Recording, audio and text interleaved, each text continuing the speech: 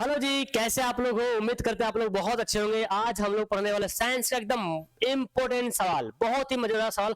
और मैं चैलेंज के साथ बोल रहा हूँ, जो बच्चा आज 40 में 40 बना देगा, आज 40 का 40 आंसर ला देगा, मैं समझूंगा वो रियल में पढ़ाई कर रहा, कसम से बता रहा हूँ। तो पूरी वीडियो देखना, आपका टाइम के लिए करेंगे, हम थोड़ा फास्ट चलेंगे, वीडियो को आप थोड़ा रुक रुक आंसर देते चले जाइएगा, ठीक है ना। और फटाफट आंसर दीजिएगा, 20 मिनट के अंदर खत्म करने वाला है वीडियो को, ठीक है ना। इसको मॉडल पेपर समझो चाहे जो समझो। पहला सवाल यहाँ पे हाजिर होता है। सवाल बोल रहा है क्या, देखो यहाँ पे, सुरंगम किस राज्य की जल संग्रहण व्यवस्था है? सुरंगम याद कीजिए, सुरंगम सुरंगम किस राज्य की जल संग्रहण व्यवस्था है? तो केरल हो जाएगा हमारा यहाँ पे राइट आंसर। नेक्स्ट सवाल पढ़ते हैं, जैव विविधता के विशिष्ट स्थल कौन है? मतलब कि अनेक प्रकार के जीव जंतु हमको कहां मिल पाएगा? तो कहां मिलेगा? जंगल में मिलेगा। जैव विविधता का हॉट स्पॉट बोला गया, विशिष्ट स्थल। नेक्स्ट यहाँ पे है, किसे आप उप उत्पादक की श्रेणी में रखते हैं? उत्पादक मतलब जो उत्पादन करता है, जो प्रोड्यूस करता है, वो कौन होगा? हरे पौधे। कौन होगा? हरे पौधे हो जाएगा, ठीक है ना।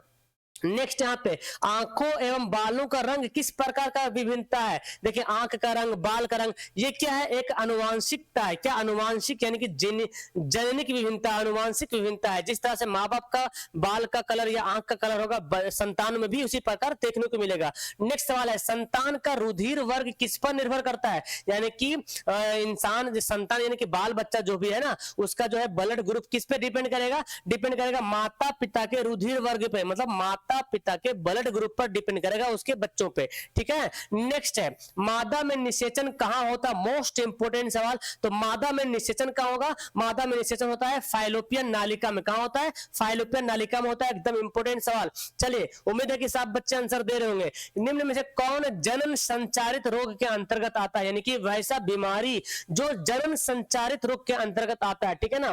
तो कौन होगा? देखो, सिफिलिस नाम की बीमारी जनन संचारित रोग है। एड्स से तो जानते हैं, गोनोरियो। तो ये दो नया नाम समझे, तो हमारा आंसर क्या होता है? डी हो जाएगा राइट आंसर। सभी जो है जनन संचारित रोग है। नेक्स्ट, मनुष्य में मादा जनन अंग से किस हार्मोन का स्राव होता है? यानी कि मनुष्य में जो मादा जनन अंग है, जो महिलाएं हैं, उनके जनन अंगों से कौन सा हार्मोन स्रावित होता है? तो याद कीजिए, कौन हो जाएगा? प्रोजेस्टेरोन भी होता है, एस्ट्रोजन भी होता है, रिलैक्सिन, ये सभी हो जाएगा। Okay, option number D. Next सवाल यहाँ पे, हार्मोन स्रावित होता है, हार्मोन किससे निकलता है? आपने पढ़ा अंतःस्रावित, बाह्य स्रावित ग्रंथि। तो आपने पढ़ा अंतःस्रावित ग्रंथि है पढ़ा, जैसे कि अग्नाशय पढ़ा, पिट्यूटरी ग्लैंड पढ़ा, ये सब अंतःस्रावित ग्रंथि है। और इससे क्या निकलता था? हार्मोन निकलता है। बाह्य स्रावित क्या निकलता है? तो बाह्य स्रावित ग्रंथि से एंजाइम निकलता है। क्या निकलता है? एंजाइम निकलता है। नेक्स्ट, रक्त में ग्लूकोज की मात्रा नियंत्रित नहीं करता, यानी कि हमारे ब्लड में ग्लूकोज की मात्रा को कंट्रोल कौन नहीं करता है? देखिए, ग्लूकागन करता है, इंसुलिन तो जानते ही करता है, सोमैटोस्टेनिन भी करता है, गैस्ट्रिन नहीं करता है। तो ऑप्शन क्या हो जाएगा? सी हो जाएगा। अगला सवाल पढ़ते हैं, इनमें से कौन पादप हार्मोन नहीं है? तो पादप हार्मोन का पांच प्रकार का है। एक देखिए, थायरोक्सिन है, कौन नहीं है ना? कौन पादप हार्मोन नहीं है? देखिए, कौन पादप हार्मोन नहीं है? उल्टा सवाल हो गया भाई। कौन पादप हार्मोन नहीं, मतलब होना चाहिए कौन पादप हार्मोन है, यहाँ पे उल्टा है। नहीं को मिटा है, कौन पादप हार्मोन है? यहाँ पे तो सब है, ये जो है पादप हार्मोन है, ये है। बाकी ये तो इंसुलिन पादप हार्मोन नहीं है, थायरोक्सिन पादप में नहीं पाया जाता है, साइटोकाइनिन भी पादप में ये तो पाया जाता है।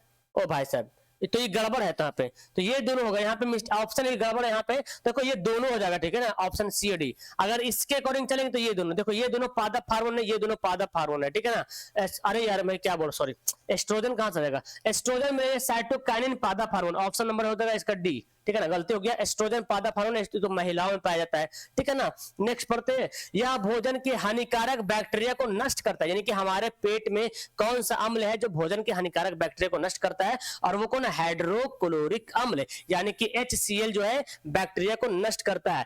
कौन सा रक्त समूह सबको रक्त दान कर सकता है, यानी कि सबको ब्लड डोनेट कर सकता है? यानी कि डोनर, ब्लड डोनर कौन होगा जो सबको रक्त दे सकता है? वो कौन होगा? ओ होगा। कौन होगा?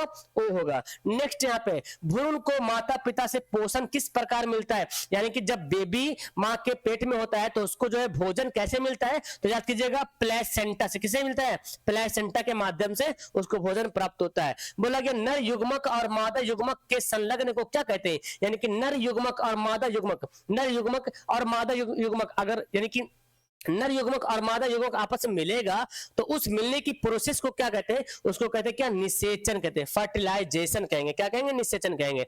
बोला गया रुधिर चाप इनमें से कौन नियंत्रित करता है, यानी कि ब्लड प्रेशर को कंट्रोल कौन करता है, बीपी को कंट्रोल कौन करेगा, वो करेगा एड्रीनल ग्लैंड, कौन करेगा, एड्रीनल ग्लैंड के द्वारा होता है। नेक्स्ट है टार्ट्रिक अम्ल में इनमें से किसमें पाया जाता है, टार्ट्रिक अम्ल बहुत इंपॉर्टेंट है, टार्ट्रिक अम्ल पाया जाता है इमली में पाया जाता है, ठीक है ना, टमाटर में ऑक्जेलिक अम्ल, सिरका में एसिटिक अम्ल में, सेब में मैलिक अम्ल पाया जाता है। नेक्स्ट सवाल यहाँ पे फॉर्मिक अम्ल का IUPAC नाम क्या है, एकदम लाजवाब सवाल है, ठीक है ना, फॉर्मिक अम्ल का IUPAC नाम तो ये पता है, फॉर्मिक अम्ल जो चींटी काटता है, डंक मारता है ना, डंक नेटल वगैरह उसी में पाया जाता है, तो इसका IUPAC नाम क्या होगा, मेथेनोइक अम्ल, क्या होगा, मेथेनोइक अम्ल होगा। बोला जाता है कौन सा कार्बन यौगिक असंतृप्त हाइड्रोकार्बन नहीं है, असंतृप्त मतलब संतृप्त के बारे में बोला गया, असंतृप्त हाइड्रोकार्बन नहीं है, तो देखिए यहाँ पे 3 दूना 6 6 2 ये तो है, ये है क्या, प्रोपेन है, ये असंतृप्त है, ये असंतृप्त, ये भी असंतृप्त है, ठीक है ना। चलिए तो ये होगा हमारा राइट आंसर, ठीक है। नेक्स्ट पढ़ते हैं यहाँ पे एथिल एल्कोहल जिसको हम लोग एथेनॉल कहते हैं, ठीक है ना, इसका IUPAC नाम क्या है, उसी को बोलते हैं एथिल एल्कोहल को ही क्या बोलते हैं बाबू, एथेनॉल कहते हैं, एथिल एल्कोहल को ही एथेनॉल कहते हैं। C2H5OH होगा। अच्छा बात एक ही है, यहाँ पे देखो इसको हम ऐसे भी लिख सकते हैं C2H5OH, देखिए हुआ ना, H6 है, यहाँ देखो 5 1 6 हो गए, तो इसको हम ऐसे भी लिख सकते हैं, ठीक है ना, इसको एथेनॉल भी बोलेंगे। नेक्स्ट वाले यहाँ पे है निम्न में से कौन कार्बन के अपरूप नहीं है, तो कार्बन के 3 अपरूप आपको पढ़ना है, एक हीरा है, एक ग्रेफाइट है, एक फ्लोरीन, कोयला जो है कार्बन का अपरूप नहीं, हमारा आंसर C हो जाएगा। नेक्स्ट यहाँ पे कौन सी धातु है जो अधिक ताप पर भी ऑक्सीजन से अभिक्रिया नहीं करता, एकदम लाजवाब सवाल है, एकदम यूनिक क्वेश्चन है, कौन सी धातु है जो अधिक टेम्परेचर भी ज्यादा हो जाता है ना, बहुत ज्यादा हीट होता है फिर भी जो रिएक्शन नहीं करता, कौन है, वो है सोना, यानी कि और हम AU ना, AU है, कौन है, AU है। नेक्स्ट यहाँ पे सवाल है एक कुलाम्ब आवेश में कितना इलेक्ट्रॉन होता है, एकदम इंपॉर्टेंट सवाल, एकदम बेसिक क्वेश्चन कि एक कुलाम्ब आवेश में, एक कुलाम्ब आवेश में याद कीजिएगा 6.25 गुना 10 पर पावर 18 इलेक्ट्रॉन, देखो मना करो उसको, ऑप्शन क्या हो जाएगा, A हो जाएगा राइट आंसर। ओके नेक्स्ट वाले यहाँ पढ़ते हैं शुष्क सेल में धन इलेक्ट्रोड किस धातु का बना होता है, अक्सर बच्चे इस सवाल में गलती कर जाते हैं, तो आपको गलती नहीं करना है। देखो शुष्क सेल यानी कि ड्राई सेल, शुष्क सेल मतलब क्या होता है, ड्राई सेल, सूखा सेल, इसमें जो 2 रड लगा होता है ना, जो रड रहता है शुष्क सेल होता है, एक तरफ होता है पॉजिटिव, एक तरफ क्या होता है नेगेटिव होता है, तो धन इलेक्ट्रोड बोलेगा, धन इलेक्ट्रोड, तो धन इलेक्ट्रोड बना होता है कार्बन का, और ऋण बोलेगा ऋण, तो ऋण हो जाएगा जस्ता का, ठीक है ना, ये दोनों याद कीजिएगा, धन बोलेगा तो कार्बन का, ऋण बोलेगा तो जस्ता, कंफ्यूजन नहीं होना है, ठीक है ना। अगला सवाल पढ़ते हैं कौन सा लेंस अपसारी लेंस भी कहलाता है, अपसारी मतलब प्रकाश को फैलाने वाला। अब आप देखिए उत्तल लेंस को देखते हैं तो ये प्रकाश को क्या करता है, एक जगह इकट्ठा करता है, एक जगह लेंस प्रकाश को इकट्ठा करता है, तो उत्तल लेंस तो हो गया अभिसारी, तो क्या हो जाएगा, अवतल लेंस को बोलेंगे अपसारी, प्रकाश को फैलाने वाला, ठीक है। अगला कौन सा पद विद्युत परिपथ में विद्युत शक्ति को दर्शाता है, विद्युत शक्ति यानी कि पावर का फॉर्मूला क्या है, तो याद कीजिएगा पावर का फॉर्मूला I²R होता है, क्या होता है I², यहाँ पे स्क्वायर है I²R, ये हमारा होता है क्या, पावर का फॉर्मूला होता है। बोला गया विद्युत ऊर्जा का व्यापारिक मात्रक क्या होता है, विद्युत ऊर्जा का व्यापारिक मात्रक बोलेगा तो क्या होगा, उसको बोलेंगे यूनिट, क्या बोलेंगे यूनिट, हमारा राइट आंसर होगा। मुझे पता है हम फास्ट चल रहे हैं, ठीक है, क्योंकि ये वीडियो रिकॉर्ड है और हम नहीं चाहते कि आपका टाइम किल करे, ठीक है ना। सो आपको कैसे लगेगा लास्ट टाइम बताइएगा, और कितना नंबर लाए वो भी मुझे बताना। फ्लेमिंग के बाएं हाथ के नियम के अनुसार तर्जनी संकेत करते हैं, तर्जनी मतलब ये जो बाएं हाथ का ये है तर्जनी, ये है अंगूठा, ये है तर्जनी, ये है मध्य फिंगर, तो देखो ये जो है ना विद्युत धारा को दर्शाएगा, ये चुंबकीय दिशा को दर्शाएगा और ये दर्शाएगा बल को, ठीक है ना, फ्लेमिंग के बाएं हाथ का नियम है। तो बोला गया तर्जनी ना, तो तर्जनी कौन दर्शाएगा, चुंबकीय क्षेत्र की दिशा दर्शाएगा। अगर बोलेगा मध्यमा फिंगर तो विद्युत धारा हो जाएगा, ठीक है। नेक्स्ट सवाल यहाँ पे विरंजक चूर्ण का रासायनिक नाम क्या है, बहुत इंपोर्टेंट, ब्लीचिंग पाउडर भी इसको बोला गया, ठीक है ना, ब्लीचिंग पाउडर, ब्लीचिंग पाउडर भी इसको बोला गया, तो इसका केमिकल नाम क्या होगा CaOCl2, हमारा ऑप्शन क्या होगा B हो जाएगा, CaOCl2 होता है। नेक्स्ट कौन सा एक एंजाइम है, अब आपको पहचाना एंजाइम कौन है, देखिए कितना डिफिकल्ट टाइप का सवाल है, आपने कहा कौन सा हार्मोन है लेकिन यहाँ पे एंजाइम दे दिया, देखिए देखिए देखिए ध्यान से, देखिए एड्रेनलिन ये क्या है, ये हार्मोन है, ये पीयूष क्या है, पीयूष पीयूष ग्रंथि, पीयूष से निकलने हार्मोन है, ये थायरोक्सिन भी हार्मोन है, तो लैपेज क्या हो जाएगा, एंजाइम हो जाएगा। लैपेज हालांकि पीयूष हार्मोन नहीं है, यहाँ पे वृद्धि बोल सकते हैं यहाँ पे ना, वृद्धि हार्मोन, वृद्धि हार्मोन यहाँ पे हो जाएगा, ठीक है ना। चलिए नेक्स्ट सवाल पढ़ते हैं। बोला गया फेरस सल्फेट क्रिस्टल का रंग कैसा होता है, फेरस सल्फेट FeSO4, इसका रंग कैसा होता है, तो इसका रंग कैसा होगा, इसका रंग होगा नीला, क्या होगा, नीला। इसको नीला थोथा भी कहा जाता है क्योंकि इसका रंग ही क्या होता है, नीला होता। अच्छा फेरस सल्फेट ना, फिर सॉरी इसका रंग होगा, इसका हरा कलर होगा, हरा होगा। कॉपर सल्फेट होगा ना, इसका रंग नीला होगा ना, तो मेरे को बोलने में मिस्टेक हो, कॉपर सल्फेट का रंग नीला होता है और फेरस सल्फेट का रंग क्या होता है, हरा होता है, तो आंसर क्या हो जाएगा, बी होगा आंसर, ठीक है ना। नेक्स्ट एथेनॉल में कौन सा समूह, देखिए एथेनॉल में ऑल आर, एथेनॉल, मेथेनॉल, तो ये किससे बना है, एल्कोहल समूह का है, यानी कि OH इसमें लगता है, ठीक है ना, एल्कोहल समूह का है, ठीक है।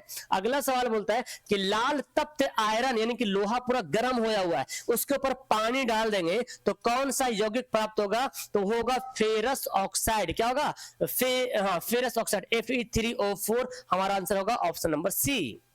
नेक्स्ट सवाल बनता है यदि एक तार 15 मिनट में 450 कूलम आवेश प्रवाहित करे तो विद्युत धारा का मान क्या होगा। देखो इनके टाइम कितना दिया, 15 मिनट दिया हुआ है, तो पता है मिनट को बदलना पड़ेगा आपको सेकंड में, तो 15 को गुना करेंगे 60 से तो बन जाएगा सेकंड, ठीक है ना। और आवेश यानी कि कूलम कितना दिया है, कूलम दे दिया है कितना, हाँ कितना आवेश कितना दिया है, 450 कूलम, और निकालना धारा आई निकालना, तो आई का फॉर्मूला क्या होता है, आई बराबर होता है Q बाई टी, क्या होता है Q बाई टी। मेरे ख्याल से यहाँ पे कुछ यहाँ पे टाइमिंग कुछ गड़बड़ है यहाँ पे, मेरे ख्याल से देखते हैं 15 देखते हैं क्या आता है। Q का मान कितना 450, यहाँ पे आ जाएगा 15 गुना 60, देखते हैं ऑप्शन है कि नहीं, 0 0 कटेगा, 15 45 काटे थे यहाँ पे, 15 45 ठीक तो आ रहा ना, ये कटे 3 दूना 6, 1/2, 1/2 को क्या बोलेंगे 0.5 एम्पियर, देखिए ठीक है ना, ऐसे निकालते हैं formula, Q by T formula है, रख दीजिए वैल्यू,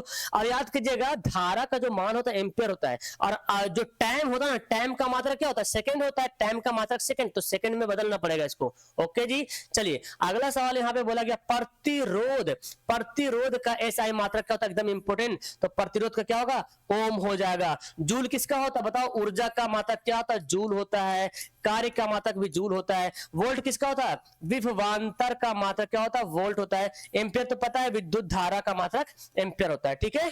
चलिए अगला सवाल बोला गया परिपथ में विद्युत धारा की उपस्थिति की माप कौन करता है। देखिए 3 चीज पढ़ेंगे अभी हम लोग, विद्युत धारा जा रहा कि नहीं जा रहा, विद्युत धारा जा रहा कि नहीं जा रहा, इसको कौन मापेगा, इसको मापेगा गैल्वेनोमीटर, ये बोला गया। उपस्थिति यानी कि परिपथ में तार में करंट है कि नहीं है, इसको कौन मापेगा, गैल्वेनोमीटर मापेगा। और कितना जा रहा, तार में विद्युत धारा कितना जा रहा, तो मापेगा कौन, धारा को मापेगा, धारा को मापेगा, कितना जा रहा मीटर माप रहा। और ये वोल्ट को मापेगा, क्या मापेगा, ये वोल्ट को मापेगा, वोल्ट मीटर जो है वोल्ट को मापेगा, ठीक है ना। नेक्स्ट यहाँ पे अमोनिया, अमोनिया गैस बनाने की हैबर विधि में किस उत्प्रेरक का उपयोग करते हैं। तो अमोनिया गैस बनाना, जब अमोनिया गैस तैयार किया जाता है ना, तो उसमें जो है लौह चूर्ण का इस्तेमाल किया था, क्या लौह चूर्ण है ना, डिफिकल्ट टाइप का सवाल है, मेरे ख्याल से बहुत बच्चे का चकमा गए होंगे मेरे ख्याल से, तो देख लीजिए 40 में 40 बनाने वाले ध्यान से देखिए। बोला गया किस पीएच मान वाला विलयन सबसे अधिक अम्लीय होगा, यानी कि पीएच मान किसका, इस चारों में से सबसे ज्यादा अम्लीय कौन है, तो जिसका पीएच मान जितना कम है ना वो ज्यादा खट्टा होगा। तो देखिए 1 ये कम है तो यही ज्यादा खट्टा होगा। ऐसे आपको पता है कि क्या बोलते हैं आंत रस, आंत रस जो होता है, आंत रस यानी कि जो हमारे आंतड़ी में जो रस है ना उसका पीएच मान 1.2 के आसपास है, सबसे ज्यादा खट्टा वही है, ठीक है ना। चलिए आगे बोलता है गोलीय दर्पण के फोकसांतर और वक्रता त्रिज्या के बीच क्या रिलेशन है। तो आपने पढ़ा ये वाला गोलीय दर्पण इस तरह से, यहाँ पे था वक्रता केंद्र, यहाँ पे था फोकस, तो 2 फोकस मिलके बनता था ये वाला, यानी कि ये यहां से यहां तक क्या था, ये था त्रिज्या और ये था फोकस, दोनों फोकस। तो हम क्या लिख सकते हैं, जो आर है ना वो 2 एफ के मिलके बना है, तो r बराबर 2f हो जाएगा। क्या इसमें है r बराबर 2f, r बराबर 2f, देखो यहाँ पे इसको आप ऐसे ही बोल सकते हैं, a बराबर क्या हो जाएगा r/2, 2 भाग में आ जाएगा। तो देखो यहाँ पे ऐसा नहीं दिया हो तो हमारा, अच्छा ये भी ऑप्शन रह सकता है, ये भी ऑप्शन रह सकता है f बराबर r/2, तो देख लीजिए दोनों में से कौन ऑप्शन है, यहाँ पे ऐसा ऑप्शन नहीं है। चलिए ये सवाल तो आपके लिए छोड़ देंगे हम। किस दृष्टि दोष को अवतल और उत्तल दोनों लेंस की आवश्यकता होती है, जिसको द्विफोक्सी लेंस कहते हैं। तो कौन सा दोष होता है, कौन सा प्रॉब्लम होता है आंख में जिसमें दोनों प्रकार का लेंस लगाया जाता है, निकट दृष्टि, दीर्घ दृष्टि, दृढ़ दृष्टि या मोतियाबिंद। ये आपके लिए रहेगा होमवर्क, और होमवर्क में कमेंट कीजिएगा आपने कितना सही बनाया है। चलिए आपको मैं बता दूं, आपको अगर पेड बैच में अगर किसी को जुड़ना है तो 299 का चार्ज लगता है, जिसमें आपको ऑल चीज मिलता है, PDF notes, question bank, model paper, video, live class, आपको टेस्ट मिलेगा 299 में। तो अगर किसी को जुड़ना होगा तो मेरा मोबाइल नंबर नोट कीजिए जल्दी से, 8210423200। आज मैं बहुत ही फास्ट पढ़ा दिया हूं मेरे ख्याल से, आपको टाइम भी बहुत कम लगा। तो मुझे कमेंट कीजिएगा क्या आपको इस प्रकार का क्लास अच्छा लगा। कम टाइम में मेरे ख्याल से कुछ ज्यादा आपको नॉलेज दे दिए होंगे। तो आप लोग कमेंट करना कितना आपने बनाया है, और अगर किसी को लेना है तो यहां से मुझे मैसेज करना, ठीक है। तो that's all, thank you everyone. Last करते वीडियो को, बाय।